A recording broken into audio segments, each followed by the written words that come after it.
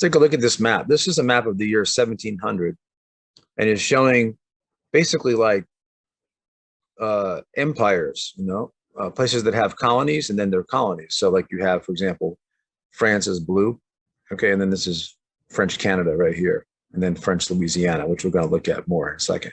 This is British or whatever that color is, pink or something. And then the British colonies, which would become the United States, are pink.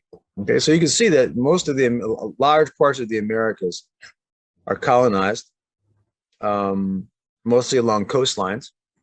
Remember, we said Brazil was called a civilization of crabs for a long time, but because they're mostly hugging the coastline. But so were the others too. The American colonies here were coastline, et cetera, et cetera. So that's because most of their efforts were basically designed to grab resources from the New World and then pull them out and then send them back to Europe.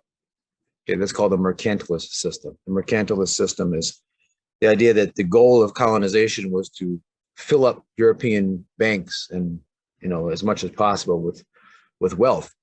So it's kind of like a one-way effort.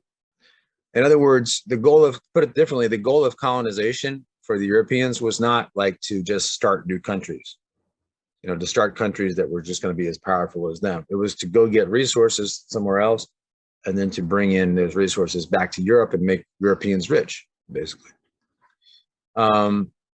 That's different just for a perspective.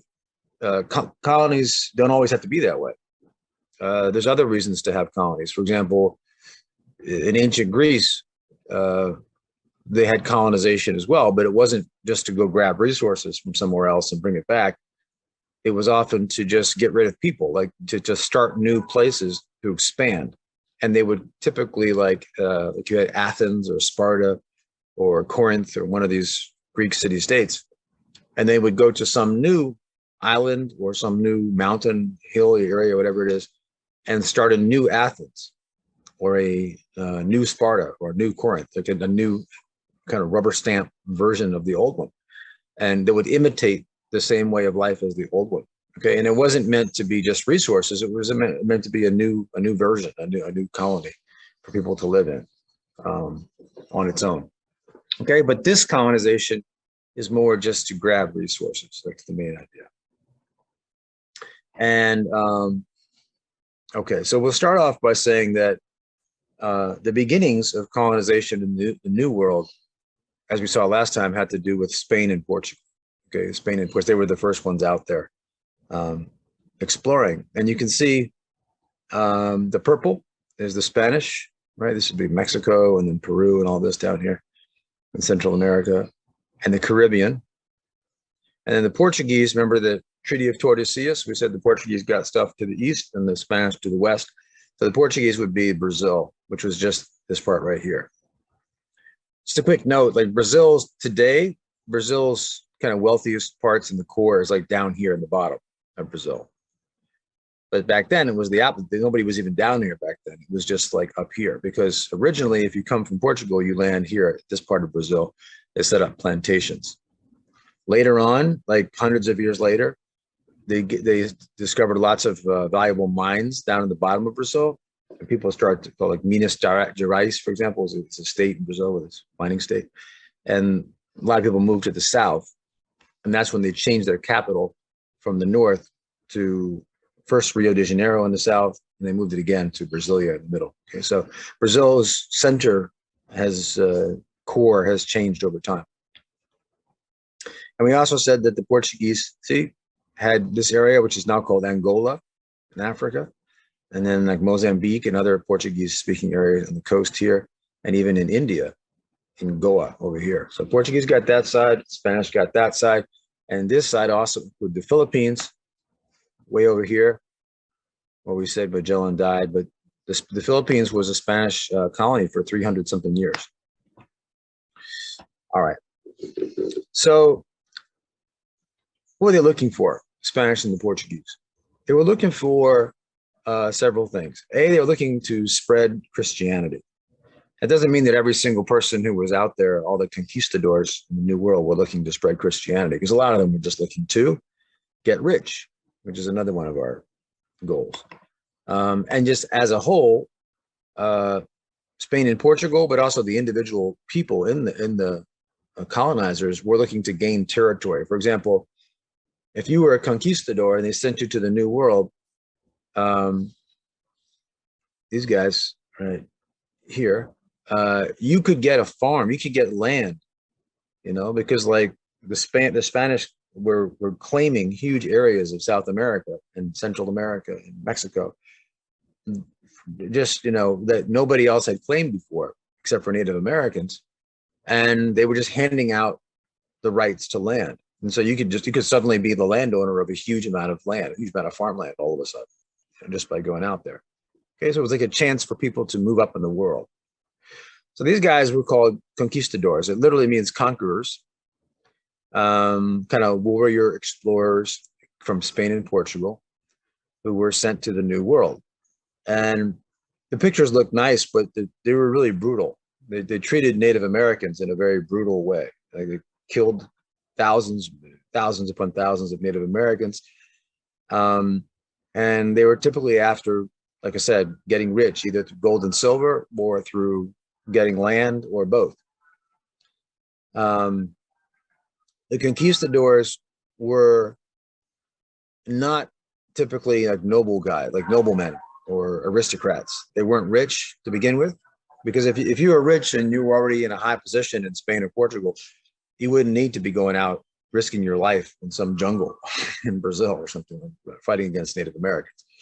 These were guys who were often hardened from the poor elements, the poor ranks of Spain and Portugal.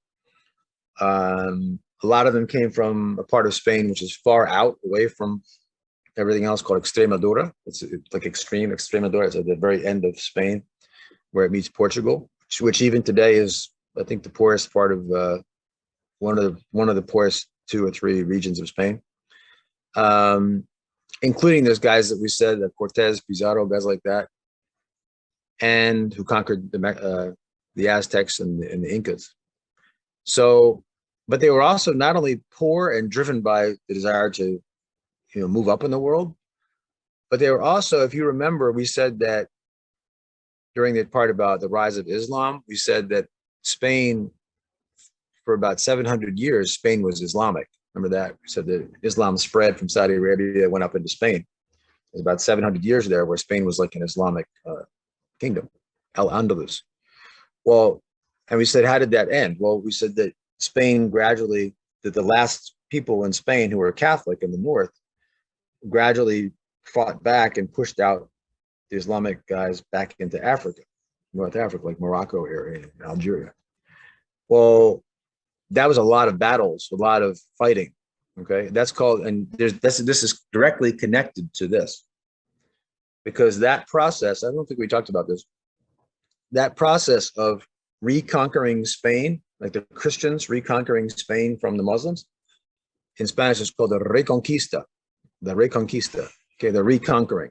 Okay, and that's where we get the name conquistadors, because they had that mentality of taking something back and making it Christian, making it Catholic, right? Catholic is like the type of Christian, at that time, the main type.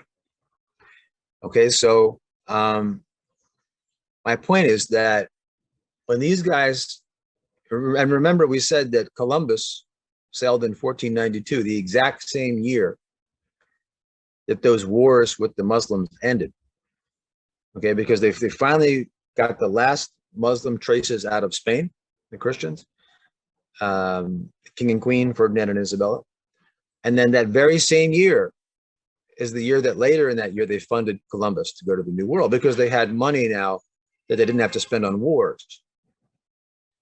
So what I'm saying is that a lot of these guys who came to the New World were like hardened, grizzled warriors who had been fighting bloody battles against the Muslims in Spain for a long time. So when they came to the New World, they meant business. They were all about, like, let me just go out there and take territory, because they had been taking territory in Spain for the last hundreds of years, trying to take that territory back. Okay, so they came with an edge, you might say, or they came with motivation, and they weren't afraid to kill people. Okay, so it was very brutal what happened to Native Americans because Native Americans had no expectation, they had no idea what they were, bumping up against. Um, who were these Native Americans? Well, when Columbus arrived in 1492, some historians estimate that there were actually more people living in the Americas, like from top to bottom, North America, South America, than there were in Europe, right? Some people say there were more people, more Native Americans at that time than there were Europeans. There was a lot of people. It's hard to believe sometimes because today, if in the United States, for example, Native Americans have kind of been reduced to these Indian reservations that we have. They're kind of a minority, but there was a lot of tribes. Okay, so this is just North America. You can see there's a whole lot of different tribes. These are the tribe names. Okay, so the Sioux Indians, Iroquois, Algonquin, Cherokee, etc. But then what it's also telling you is their way of life.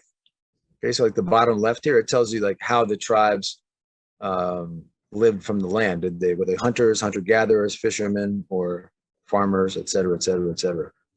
Okay, most of the East Coast here is wetter. It's a coastal plain. It's got the ocean, rains coming on, so they're easy to farm. The middle of the United States is drier. Okay, it's that steppe, where the nomads live in Asia.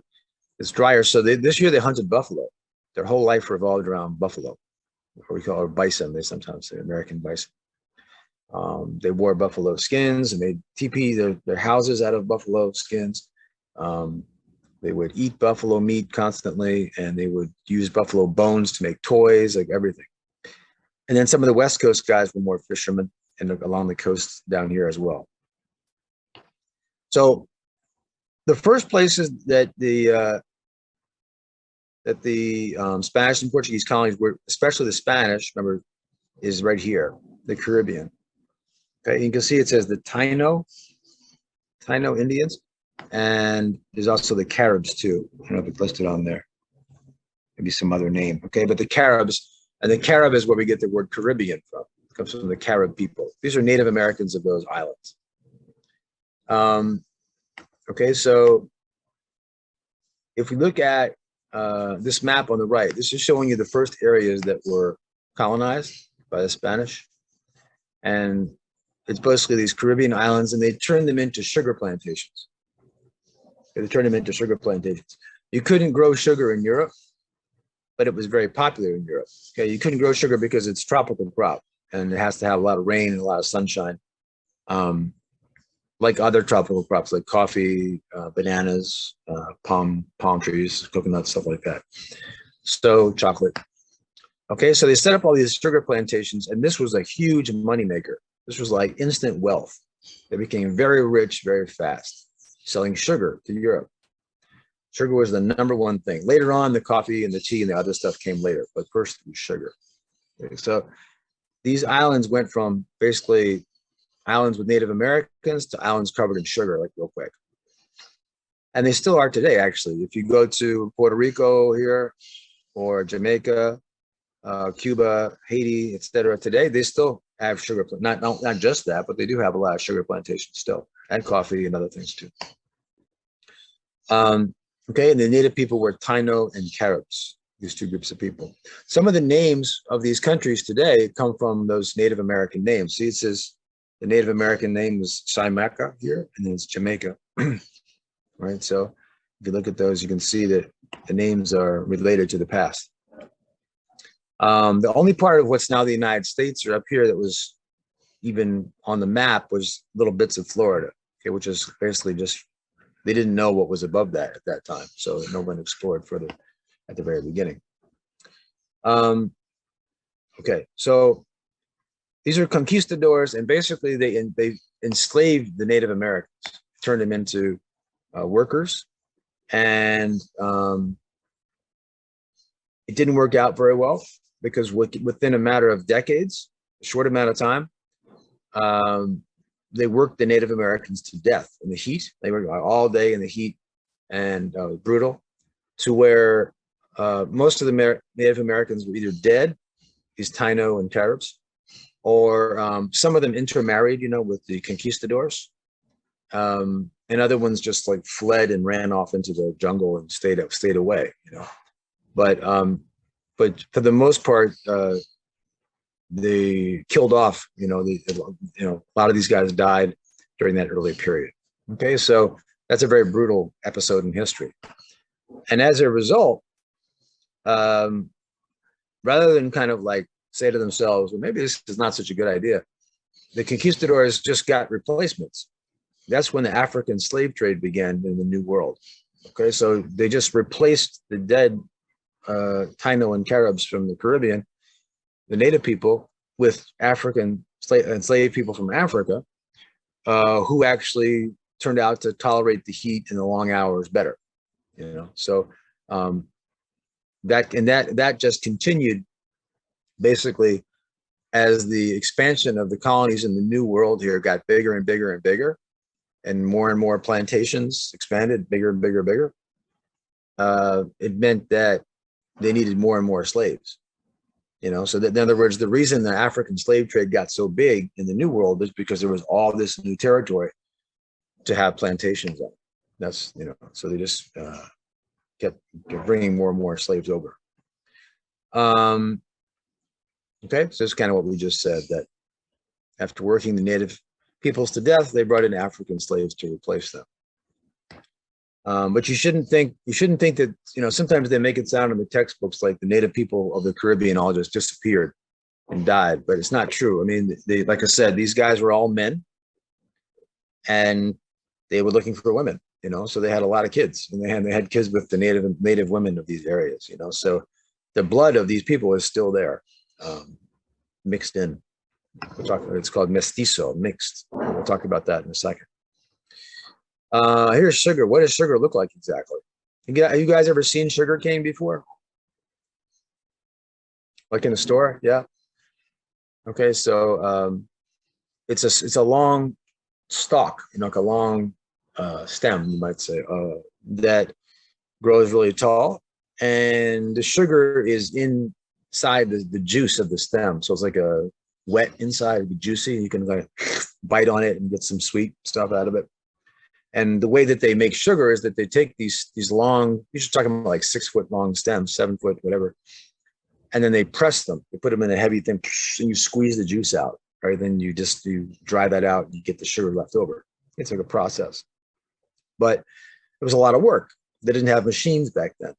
And so that's why they kept bringing in enslaved people in order to expand their sugar plantations. These plantations were basically all for export, right? The whole goal was to export. It wasn't just like a subsistence farming where you just eat what's on your farm.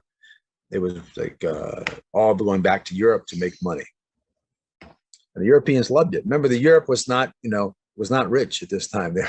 They were, you know, food was often rotten, like we said, and it was often not that palatable. And anything like spices or sugar that you could put on there to make it taste better, it was like they were looking for it. Not everybody was happy about these plantations and the way that Native Americans and Africans were treated on them. There was a whole other group of people who came to the New World besides the conquistadors from Spain and Portugal, and that would be the religious guys, okay, the priests, and especially a group of priests within the Catholic religion.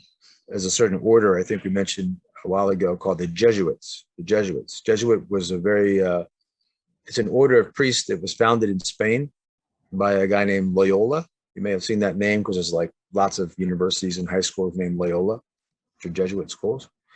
And the Jesuits came to the New World to spread religion. Okay, so they had a very, very different motivation than the conquistadors. They weren't there to try to get rich. They were there to actually spread the Christian religion like they were supposed to. That's what they were trying to do. This particular guy on the right is famous, a priest. He wasn't a Jesuit, actually, he was a Dominican. But his name is Bartolomeo de las Casas,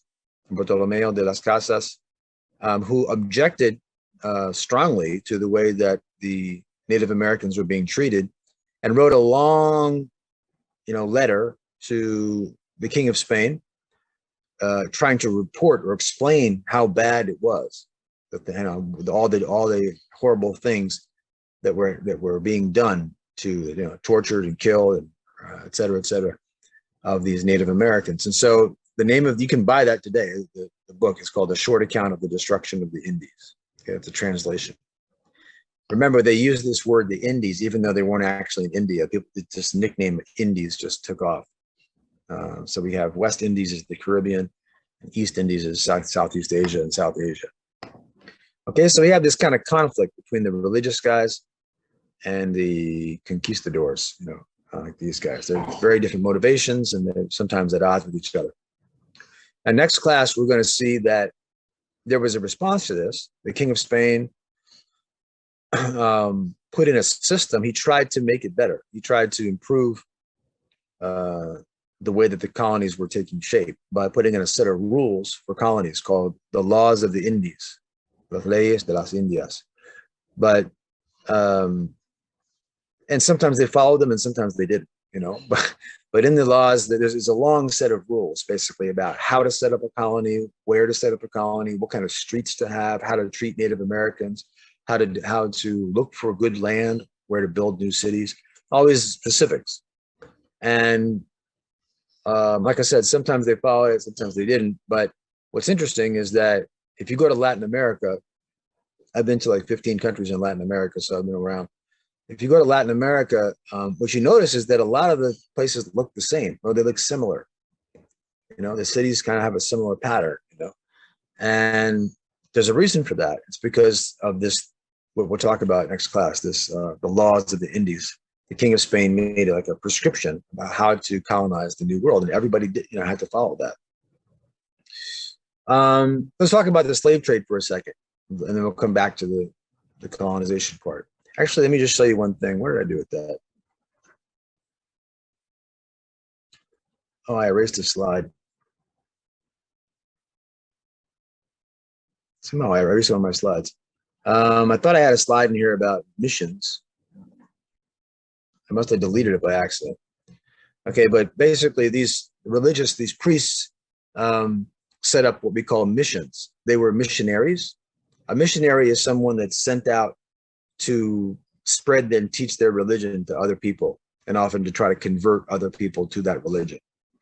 Okay, so these priests were missionaries, and they set up missions. And a mission was like a church. You have them, a lot of them in California and Arizona, New Mexico, and the rest of Latin America. It was a church where these guys were based, and they would often, like set up industries like bread making and all kinds of stuff inside of the mission, and have Native Americans coming in and out, working there and stuff in a friendly way sometimes. So it was very different from the conquistadors.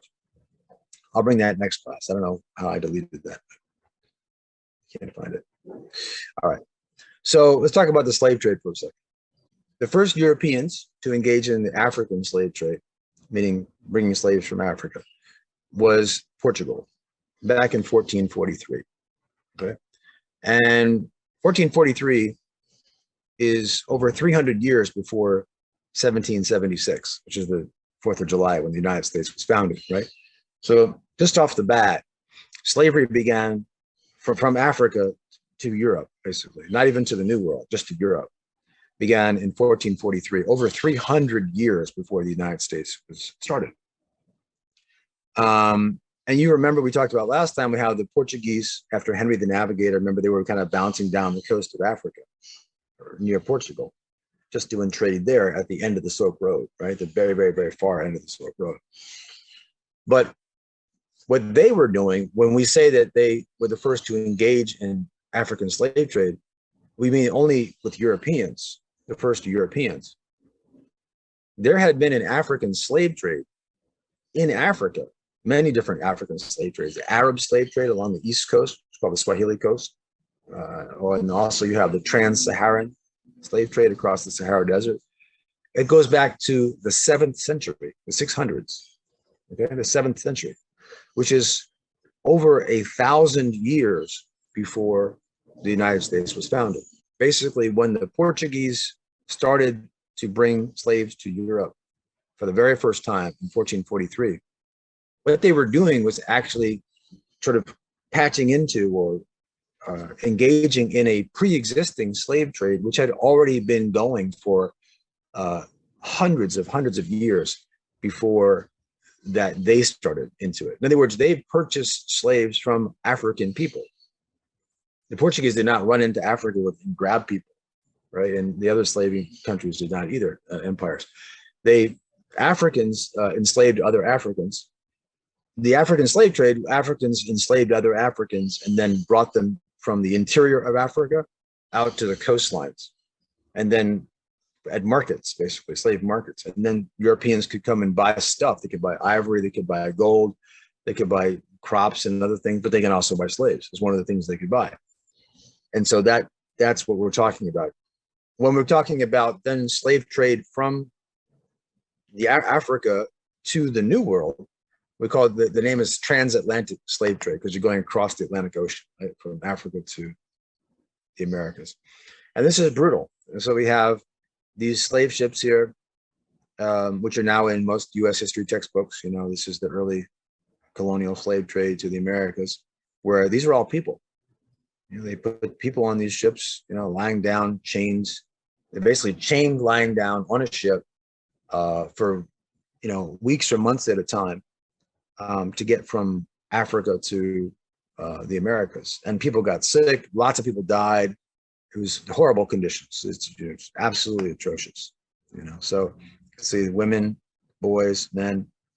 One of the things from this time is that, you know, the average age of slaves, like in the early American, early British colonies that became the United States, they usually didn't live past their 20s, you know, because life was just so harsh. So it was really, really, really a brutal thing. Okay, but these are slave ships that brought to the New World.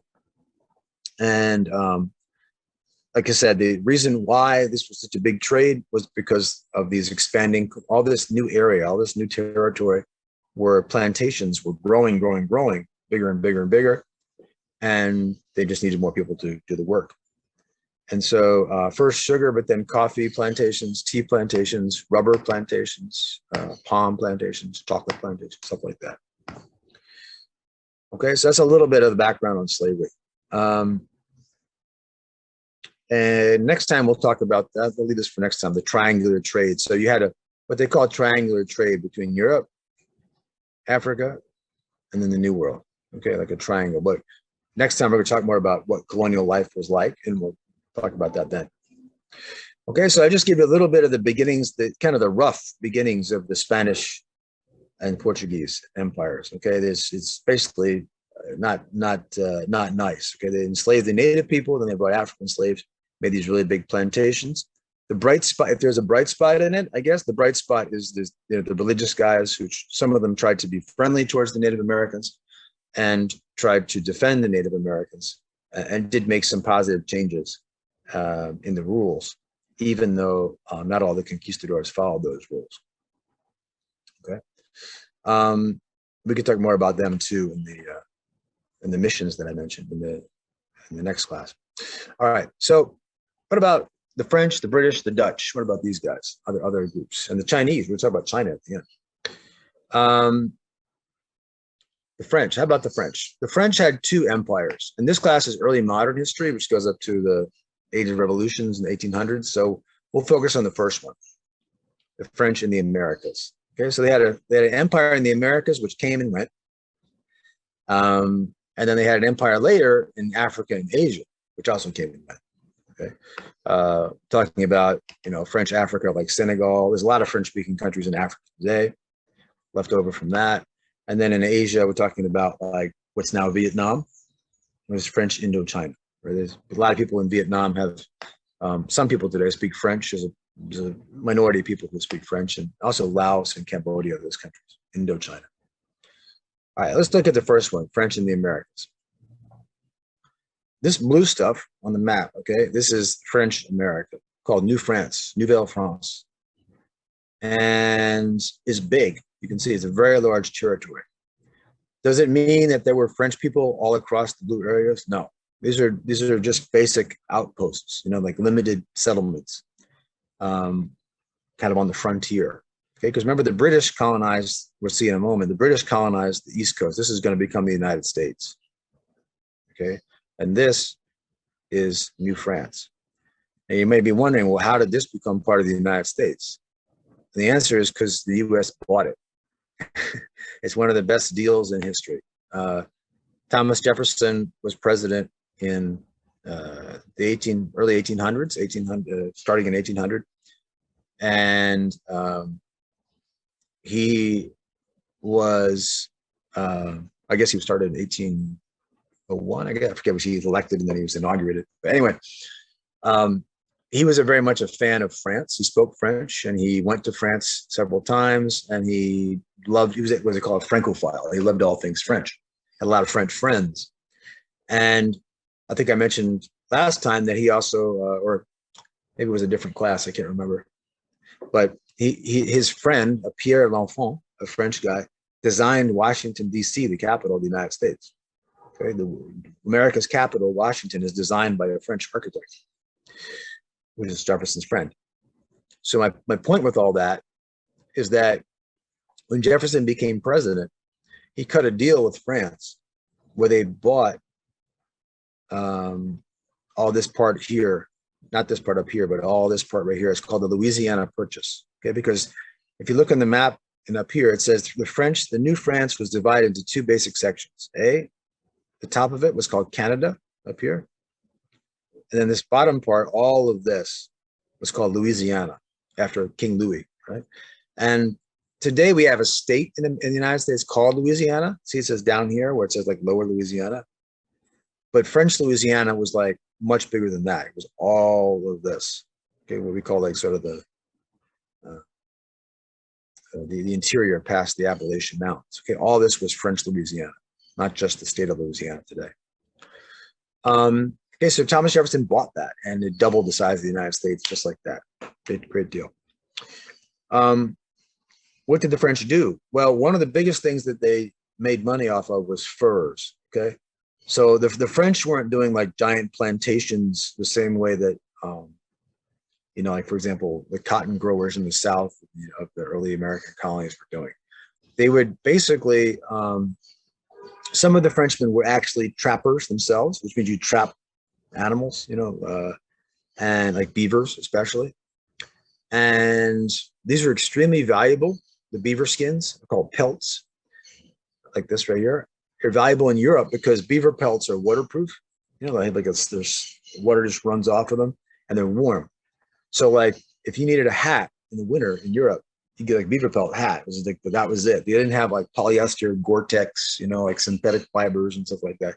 It was just like beaver pelts. And we're talking about like thousands upon thousands of these beaver skins, beaver pelts, and other things too.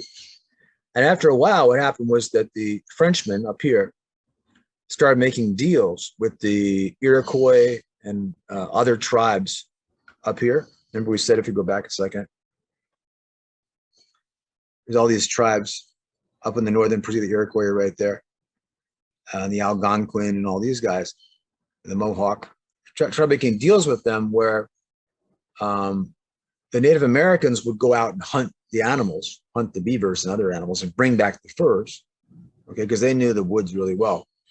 And the Europeans, the French guys, would sell them guns, swords, knives, beer, like alcohol, whatever, stuff that came from Europe, or manufactured goods, gunpowder.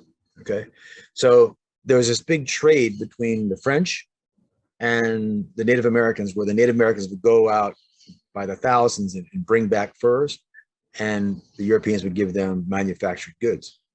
This was a massive thing. Also, another reason why it was so important was because the Europeans, there was such a demand for beaver pelts that the Europeans had actually hunted the beavers to where there was hardly any beavers left because there was such a demand for them. So this is like a whole new world of beavers that you could go hunt. Okay, beaver skins were like money at this time. You would walk into a trading post, and instead of using money, you would just trade. You say, okay, I have the guy behind it would have a stack of beaver pelts up like behind like this. And that was like a stack of money back there. You would trade fish or beaver pelts and tobacco and guns and swords and knives. And so This guy's smoking the tobacco pipe.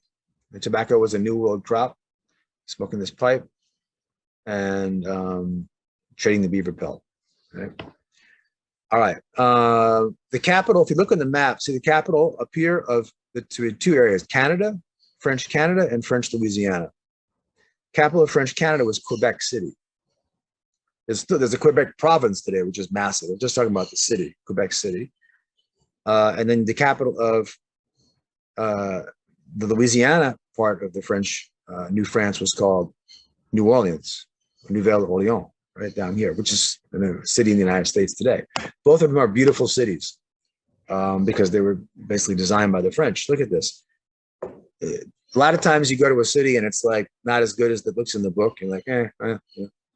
I went to Quebec City a few years ago, and it's one of the places that I can say better than I thought before I went there. It's just a beautiful city. It's a very old city.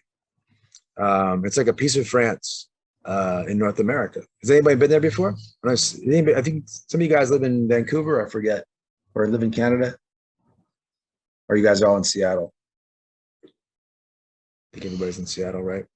Yeah. Well, you guys are pretty close to Canada, but Vancouver is a much newer city. You guys are close to Vancouver. Vancouver is a more modern city in terms of Canada. But Quebec City goes back to 1608. That's very, very old, over 400 years. So just a lot of beautiful architecture. This place we're seeing in the picture right here is called Vieux Quebec, which means old Quebec City. It's like the old town within larger town. And it's got like walls, and you have to step down to the lower level to get to it because it's on the St. Lawrence River. Is it marked here? See this right here? That's like the main river of this part of Canada. It's called the St. Lawrence River. It goes from the Atlantic Ocean all the way down to the Great Lakes. So you can, anything in the Great Lakes in the middle, you can put up that river and send it out. Okay, so that was like their main artery. The main channel was the St. Lawrence River. And right behind in the background, you can barely see the water back there. Okay, so beautiful city designed by the French, Quebec City. Also Montreal is right here, Montreal. And a funny side note that some of my ancestors are French Canadian, like my own personal family, and they go back. Luckily, we have a name that actually you can easily find it on these charts. It goes all the way back to these two brothers from France who were two of the first 100 French people to settle the Montreal, the island of Montreal at that time. There was nothing there. It was just a bunch of grass and an island and some wildlife. And we have this paper. It says one of them had some amount of acres of land and one gun. That's what it says. That's all he has, his possessions.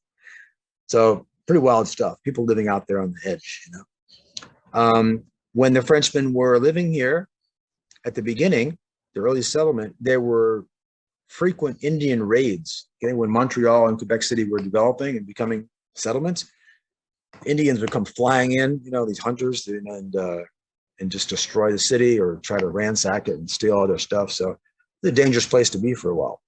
But after a while, the French started to make treaties with the Native Americans and kind of have agreements and things like that. Some of these French Canadians were what they call Voyageurs in French, who were basically adventurers, voyageurs, adventurers. And these guys, this is like a big part of Canadian history. Like if you go to school in Canada, you're going to learn about these guys. They're birch bark canoes. In other words, the Native Americans knew how to make canoes out of birch trees, and they taught the Frenchmen how to do it. And so all of a sudden, a bunch of French guys, kind of wild men out there, are flying up and down the Great Lakes and the Mississippi River, et cetera, going over long distances, hunting and fishing and trading with Native Americans. And there's a recent movie that kind of shows a little bit of that sort of life, where the Americans up there, the British colonies meet the French colonies, and the Native Americans there too. I think it won the Best Picture, or at least Leonardo DiCaprio here won the Best Actor for The Revenant. It's about a guy who it's a long story, but he's out there on these camps, and he gets mauled by a bear, and they think he's dead, so they leave him, but he's not dead, and he comes back to life, so to speak, and he makes his way home, basically. So he's wearing this giant, was it buffalo skin? I think that is. Okay, so that's a little bit of New France. We'll see more about that, more about life in New France in the next class. Okay, but if you missed it, this whole middle part from the Great Lakes down would be bought by the United States in 1803, I think it was. Okay, so the Louisiana Purchase, and then no more, it's done. What about the rest of France up here? What New France? What about Canada? What happened to that? They lost it in a war with the British later on. Okay, so basically they lost Canada to the British, and Canada became part of French Canada became part of British territories, and they sold this part to the United States. Why did they sell it? Partly because the French Revolution had just happened before that, and this country had been through going a lot of turmoil, and they needed cash, basically. All right. Let's say something about races in Latin America. So we said that these settlers from Spain at the beginning were all men, and then slowly but surely they started bringing in women from Spain too. But there's lots of mixing, okay? And they call that, in Spanish, they say mestizo, which means a mixed person, mixing Spanish blood with Native American or Amerindian blood. And they had all these interesting charts like this. The chart keeps going. It's like 30 different boxes in the chart. Like, what happens when you mix this with that, right? So it says Español, this guy, and then mestizo. Okay, there's a Native American lady with this Spanish guy. What do you get? You get this with this guy over here, who is a mestizo baby. Okay, and that's what this is showing. Español con India, mestizo. And then if you take one of those, a mixed baby, and then what if you mix that with a Spanish guy? Well, with a Spanish lady, you get this other thing, a castizo, right? Which is like Spanish and Indian mixed, but a little more Spanish, right? A little more in the Spanish blood, castizo. And then what if you mix that with another Spanish? You get a Espanol, you get a black and Spanish, and then this and this. There's even a Chinese. Look, there's Chino con India. So if you mix Chinese with Native American, you get, can't even read that, whatever that says. Et cetera, et cetera, et cetera. Okay, so they had this like elaborate system of classifying people according to like your bloodline, and you may think that's silly, or like, but to classify people like that, but it's interesting. It's interesting, genetically. But they actually there's argument over by historians as to whether some people say they actually had a system, a legal system where your rights and your privileges depended on what your rank was, based on your what they call your caste, like the casta system, your rank in society based on your race. That's controversial whether they actually did it like that or not, but they definitely thought about it. You can see that in the picture. Okay, it was very much on people's minds. Okay, so these kind of racial subtle issues are very, very prominent in Latin America. Like, how white are you? How indigenous are you? And all this stuff. At that time, it was a very big deal. And I think I mentioned this last time, but it was a big point that the only people who were allowed to be in the top, like run the show in the kind of Spanish colonies, had to be from Spain, born in Spain, which meant that you had to keep sending over new people who were born in Spain, called peninsulares, because Spain is a peninsula, right? Iberian Peninsula, which meant, on the other hand, that the people who were born in the New World, who in a way might be better at running the colonies because they were born there and they know how it works, were always relegated to second place or third place, because these new guys from Spain kept coming over, right? And it seemed after a while that seemed to be unfair, and people started to object to that, right? The people who were criollos, the people who were born in the New World, even if you're totally Spanish blood-wise, if you're born in the New World, you couldn't be at the top of the colonies. And so that's one of the reasons why we'll see later in the last class why there was all these revolutions in Latin America against Spain, and then they became independent countries. Okay, a lot of it was driven by those people born in the New World who felt like they were treated like second class in their own colony. Okay, so this is kind of interesting to look up the castas system here. What about the British? We talked about the French. What about the British? Well, this is just very early colonization. Next class, I'll talk more about the 13 colonies that became the United States and how that happened, et cetera. But very, very, very beginning. The first British colonies were one called Jamestown, which is down here in Virginia today. And the name of the original colony was called Jamestown, named after King James. It's not listed on here for some reason, but it's basically where that, it's not named, but it's where this pink stuff is. And pretty soon after that, it became known as the Colony of Virginia. Okay, Colony of Virginia down here. And then the second colony in the New World for the British was where it says Boston up here. Even before Boston, in 1620, Plymouth. You heard of the Pilgrims before? You know, the Pilgrims who came from England, right? They're the ones who settled at Plymouth colony, which then founded the city of Boston in 1630. Okay, the Puritans founded Boston as a city. And Boston today is a great city, actually, but it was originally founded as a very religious city. A city it was supposed to be, according to the Puritan leader, his name was John Winthrop. On his way over from England, those pilgrims, right? On his way over, the Puritans were like talking about what they were going to do when they got to this new world. And these are people who are very, very serious about religion. Puritans are like hardcore, strict religious people. In fact, that's one of the reasons why they went to the New World, because people in England thought they were nuts. They thought they were like religious fanatics, you know, like a little too strict, you know.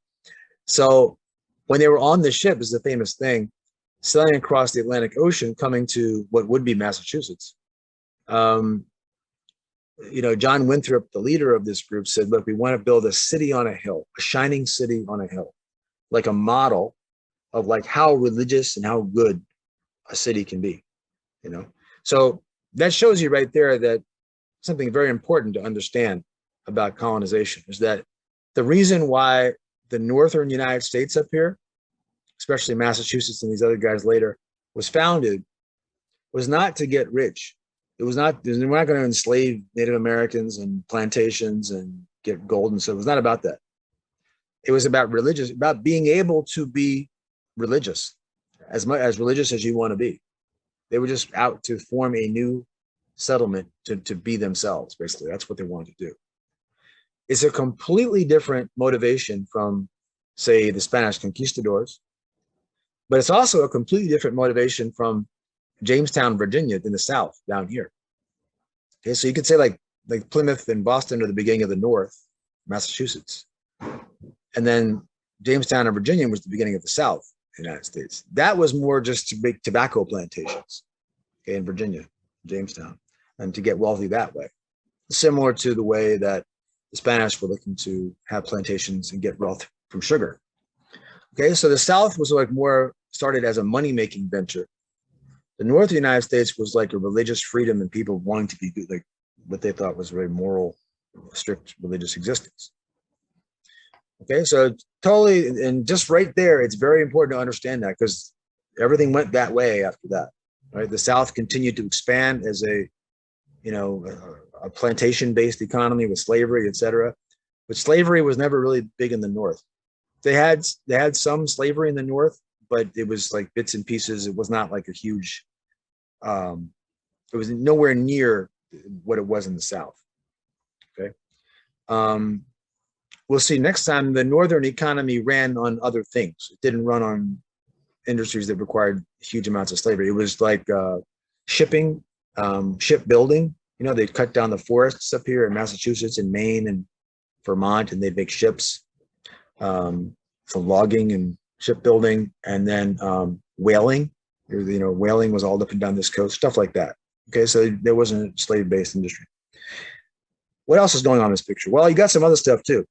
There was a Swedish colony. What? It's true. There was a Swedish colony, New Sweden. Okay, right in here. It didn't last very long. It only lasted a couple of decades in the 1600s. Probably like in Delaware, this area right in here. But one of the important ones is that there was also a Dutch colony called New Netherlands right here. And New Netherlands, the big city was New Amsterdam, and that is New York City. Okay, so New York City was originally not British, but Dutch. And then later, the British basically made a deal. They forced the Dutch to sell it to them later. Okay, so New York was originally New Dutch New Amsterdam. Okay, and from the start, it was always a heavy trading area. Like trading, and even like today, like everyone's trading on Wall Street. It was like that from the very beginning. So because the Dutch were big traders. And we said the Dutch had all these pepper plantations in Indonesia and stuff like that. They were trading pepper all over the place. Okay, so big thing to know is the first U.S. colonies were Virginia and Massachusetts, which had their origins in this little Jamestown and Plymouth colony. But they had very, very different trajectories. One was for religious freedom. The other one was for making a lot of money. And that's kind of how the rest of the history went.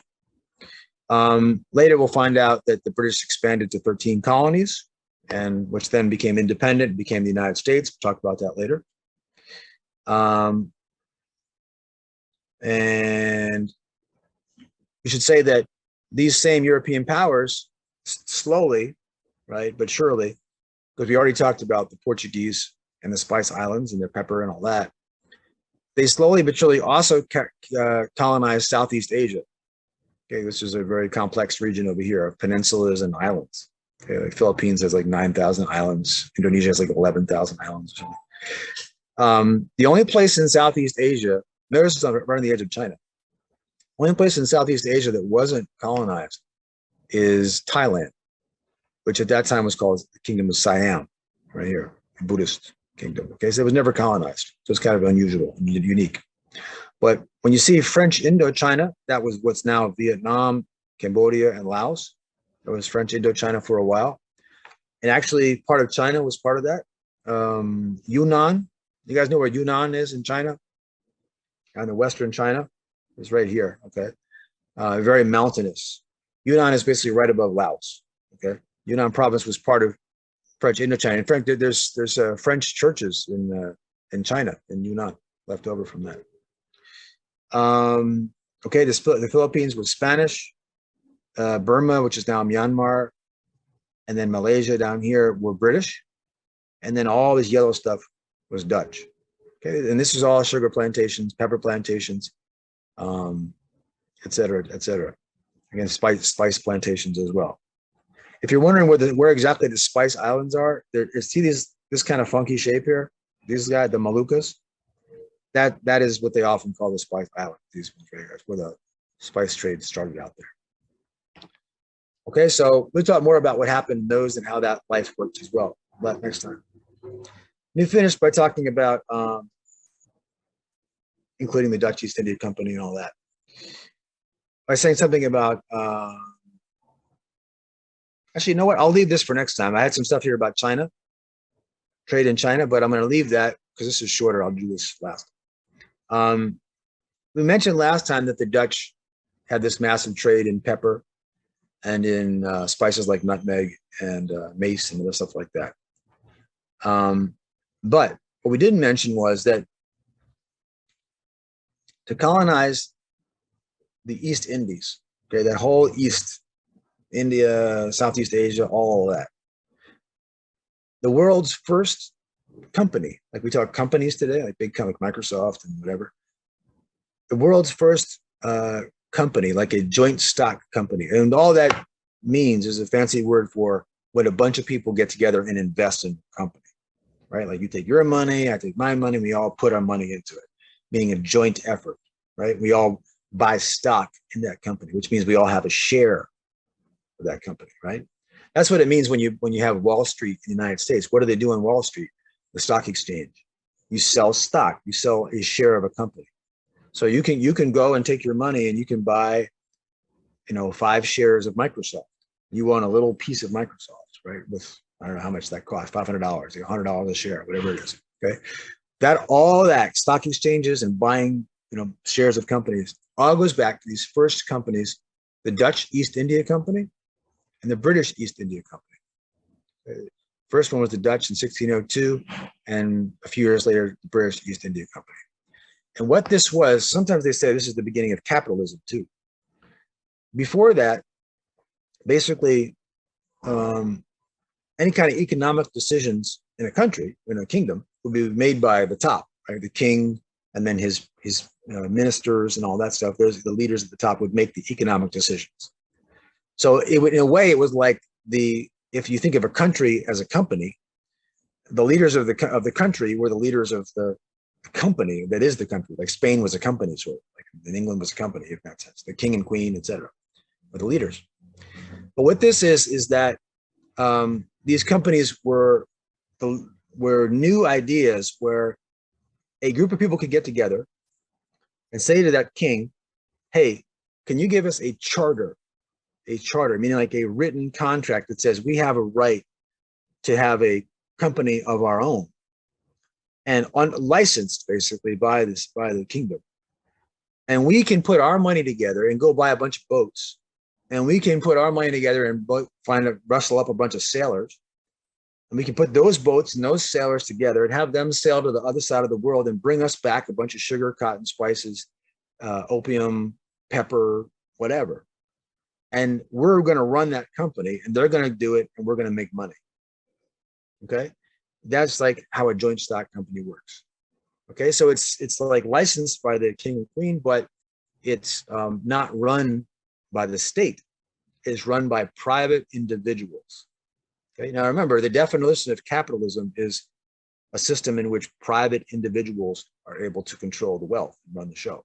Okay, and that's what that is. So sometimes people trace capitalism back to these first companies, where the state would allow groups of people to form a group that was legally able to trade with other countries on their own, by buying ships, buying equipment, buying sails, buying all the, paying the captain, getting the crew, and then sending them all under contract to another side of the world to get stuff, bring it back, and then they make money off of it.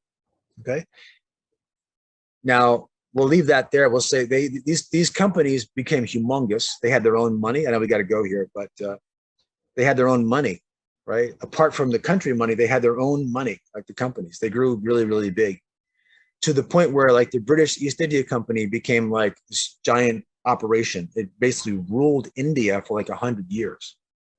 Okay, repeat that. The British East India Company, not Britain, but the British East India Company ruled India for like 100 years. Okay, it's amazing. And then eventually there was a rebellion. They got thrown out, and then the British themselves ruled India for another 60-something years, right? 80 years. So we'll talk more about that later. Okay, but there's this big thing. These companies are coming into the world. These multinational, globalized companies. Okay, so next time we'll talk more about that, and we'll talk about, this is, by the way, like you might wonder, who was in Indonesia? Oh, people like this, like island people. That's the kind of people that were there, very much to do with the sea. Next time, we'll talk about how those same companies went to China and traded in China. Okay, it was a very specific system that was set up by the Chinese government in Beijing at one city, which was Guangzhou, but at that time was known as Canton. So they called it the Canton system. All right, guys, I'll see you next week. I'm going to put homework up, but I'll see you Monday, okay? Bye-bye.